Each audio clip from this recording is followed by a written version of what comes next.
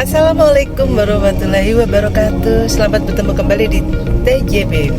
Sahabat-sahabat sekalian, sekarang aku akan menuju jalan Pengantin Ali yang terletak di Jakarta Timur. Informasinya, jalan ini mempunyai legenda.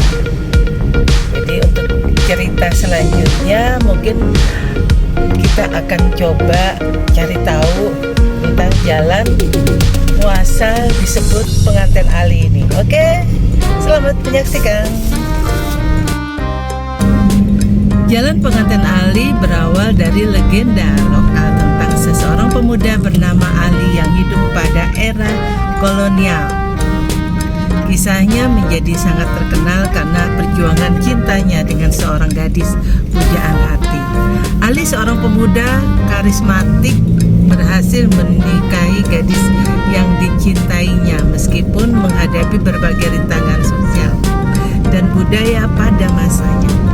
Berdasarkan buku Jakarta Tempo dulu, Jainuddin MH 2010, namun Pengantin Ali diabadikan untuk mengenang kisah cinta sejati yang menjadi inspirasi banyak orang. Kisah cinta yang menginspirasi sejarah Jalan Pengantin Ali mengandung kisah cinta dan perjuangan. Jadi untuk tahu bagaimana cerita yang sesungguhnya, kita akan langsung mencari narasumber yang bisa bercerita tentang kisah ini. Oke, sahabat-sahabat sekalian, yuk kita sama-sama menuju tempat Pengantin Ali yang dijadikan cerita pada sekarang ini.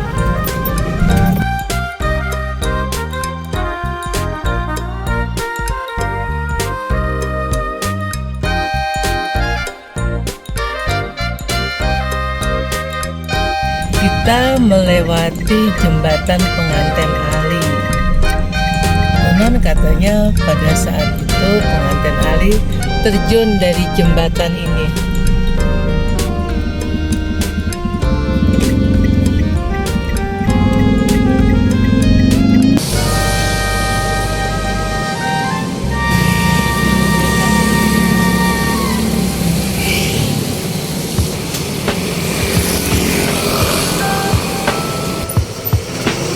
Kita sekarang berada di Musola Al Barokah, Jalan Pengantin Ali. Assalamualaikum, Pak.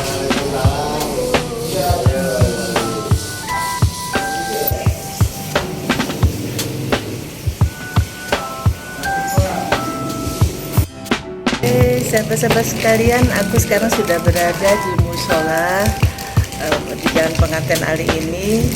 Aku akan banyak bercerita, bertanya tentang asal muala dari Jalan Pengantin Ali ini, dari orang yang mungkin tahu ceritanya. Namanya Kang Amir. Yuk kita dengar bersama. Ada ini di depan kita sudah ada Bang Amir. Tadi aku sudah memperkenalkan juga Bang Amir ini siapa. Mungkin lebih kenal lagi biar beliau juga akan memperkenalkan dirinya di sini dan bisa menceritakan paling tidak sedikit dari sejarah jalan jembatan Jalan Pengantin Ali. Oke, Bang Amir bisa nggak menceritakan bagaimana sejarahnya tentang Jalan Pengantin Ali ini? Kalau untuk jalan ceritanya itu, kenapa disebut Jalan Pengantin Ali? Ya mungkin karena ada sejarahnya. Ya karena sejarahnya ya bertepatan di sini. Nah, di Jalan Pengantin Ali. Di daerah Jakarta Timur ya? Jakarta Timur, masuknya Ciracas. Cuma kelurahannya Kampung Rambutan. Okay. Perbatasan dengan Tanah Merdeka. Gitu. Nanti kalau Tanah Merdeka ada lagi ceritanya. Oh gitu. Nah, ini kan masuk Jalan Pengantin Ali, yang berarti ada sebuah sejarah, yaitu pengantin yang bernama Ali. Itu untuk sosok lakinya. Oh, gitu. Kalau untuk sosok perempuannya itu Emah. Kalau kita sebut Ma Emah, kalau keluarga di sini nyebut Putri. Ini udah berapa tahun? Ini dari tahun 60-an. Oh, tahun 60-an. 1600 ya. Kalau boleh tahu Bang Amir ini di sini sebagai apa, Bang? Kalau saya di sini alhamdulillah baru dinobatkan sebagai ketua musola. Kebetulan baru belum 40 hari kemarin Om yang bernama Abdul Hamid berpulang ke rahmatullah. Gitu. Karena musola ini musola wakaf, jadi turun temurun dari engkong, kakek gitu. Oke, kita lanjut ya. Kita lanjut cerita yang tadi, Kak. Siap. Untuk sejarahnya Jalan Penganten Ali itu ada simbol sejarah berupa batu. Tanda bahwa bukti cinta sehidup semati seorang pengantin. Belum sempat berbulan madu, belum sempat honeymoon kemana-mana. Tapi udah ijab kabul belum ya? Sudah ijab kabul, sudah sah menjadi sepasang pengantin, sepasang suami istri. Nah, pada zaman dulu itu diceritakan dari turun temurun itu dari engkong ada iring-iringan pengantin, arak-arakan. Kalau menurut cerita engkong itu dari arah Cipayung, terus jalan ke arah Kelapa II, arah Kelapa II sampai masuk daerah Penganten Ali. Nah, habis di sini di jembatan yang persis di depan jalan itu jembatannya. Dulu jembatannya itu hanya sebatang bambu ya? Bambu lah. Oh, berarti masih hutan-hutan ya, Bang? Pohon kelapa di jejer di seberang kali. Nah, itu iring-iringan itu melewati jembatan itu. Ya, naasnya ketika melewati jembatan, awal sosok perempuannya jatuh. Itu karena? Sekali. Ya, itu mungkin karena mohon maaf ulah sabotase ataupun karena tekstur jalan yang udah rapuh jembatannya kan. Gitu. Sosok perempuannya nyebur, namanya baru menikah, kita seorang laki-laki, sosok suami mungkin ingin menolong, ikut nyebur. Sebenarnya ditahan sama iring-iringan karena air lagi posisi deras. Tetap laki-lakinya nyebur, dicari, nggak ketemu. Iring-iringannya pun ikut turun menyebur. Malah jadi dua sosok pengantin itu, suami dan istri, Ali dan Emma itu nyebur hilang. Dicari sampai detik ini nggak ada. Gitu. Nah, suatu ketika kita berlanjut ke cerita selanjutnya, suatu ketika entah menjelang 10 tahun kemudian timbullah batu di tempat kejadian peristiwa. Nah, warga sekitar rame. Di sini jauh dari gunung, ya kan?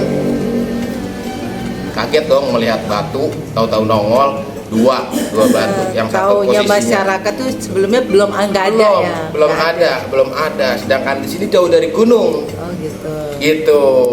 Nah, warga setempat awal berasumsi mungkin ini kejadian pada saat tempo dulu yang kejadian pengantin kecebur yang hilang. Gitu. Asumsi masyarakat. Nah, dibarengi dengan ya kalau menurut kita orang pinter lah, yang pengetahuannya paham masalah itu. Nah, ini sosok pengantin batu, dua batu ini membuktikan sosok pengantin benar pada saat kejadian yang tempo dulu itu. Akhirnya warga sekitar rame-rame untuk memindahkan batu, nggak bisa batu itu dipindahkan, nggak bisa. Suatu ketika batu itu pindah sendiri dari posisi tengah kali ke pinggir kali, pindah sendiri ke pinggir kali. Kebetulan ada empang engkong itu yang bening jernih airnya. Itu batu seketika pindah di empang itu. Padahal nggak ada yang mindahin. Nggak ada yang mindahin. Makanya posisi sekarang batu ini yang satu ada di bawah. Nah itu dulunya empang. Oh gitu. Itu posisi yang laki, perempuan, yang laki, pengantin laki-laki. Itu posisi di bawah. Itu dulunya empang. Makanya posisi sekarang adanya di bawah.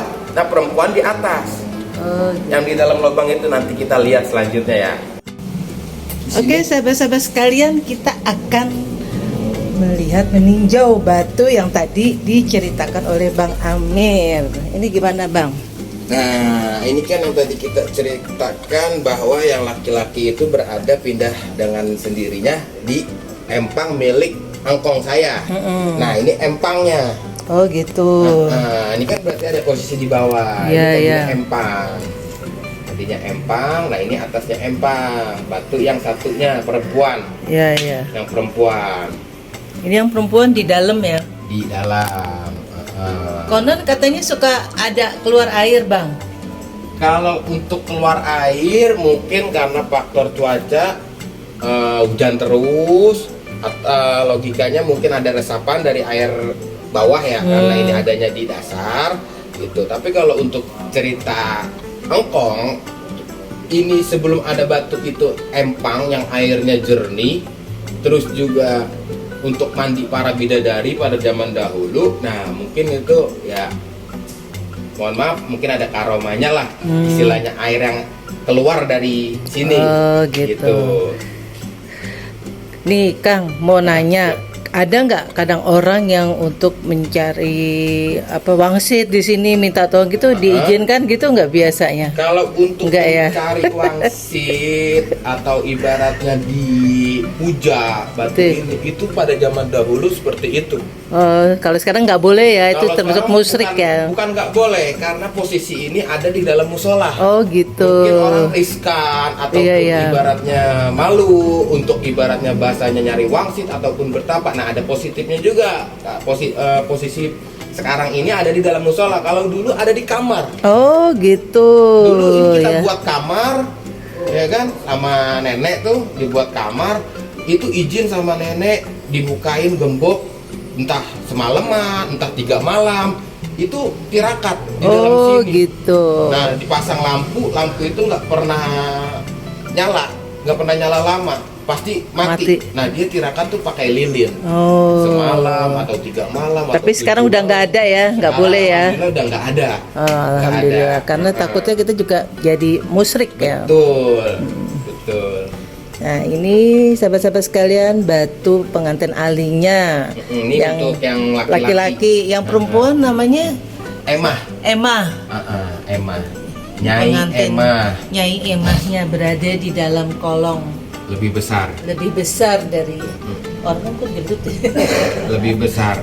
Dan ini nggak berkurang, nggak menambah. Oh gitu. Karena bentuknya batu.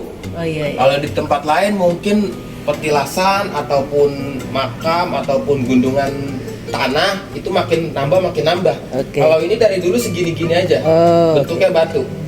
Nah, hanya mungkin ya batinnya hidup. Nah, ini hanya simbol batu.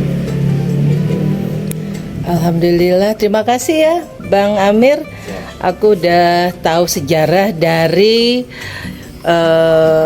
pengantin Ali ini. Iya. Jadi selama saya melewati jalan itu bertanya-tanya, itu ceritanya gimana ya? Kok disebutnya pengantin Ali? Nah, dari informasi yang Bang Amir sampaikan kepada saya, paling tidak tahu ceritanya. Jadi kalau ada yang bertanya, kalian bisa lihat YouTube ini. Oke.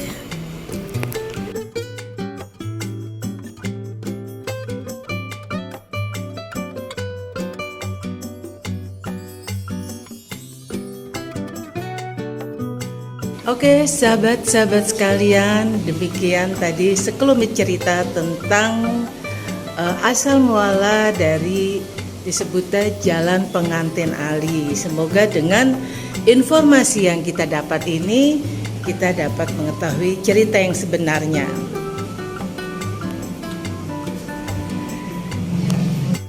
Ya, Bang Amir, terima kasih Bang untuk informasinya.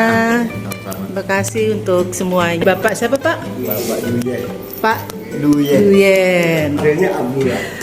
Ini Bapak Yasin. Terima kasih ya Pak. Terima kasih untuk semuanya. Terima kasih untuk informasinya. Assalamualaikum. Sahabat-sahabat sekalian, sampai di sini cerita kita kali ini tentang sejarah dari jembatan Penganten Ali. Semoga cerita ini bisa memberi informasi kepada kita cerita yang sesungguhnya. Terima kasih, jangan lupa untuk subscribe, like, dan share. Wassalamualaikum warahmatullahi wabarakatuh.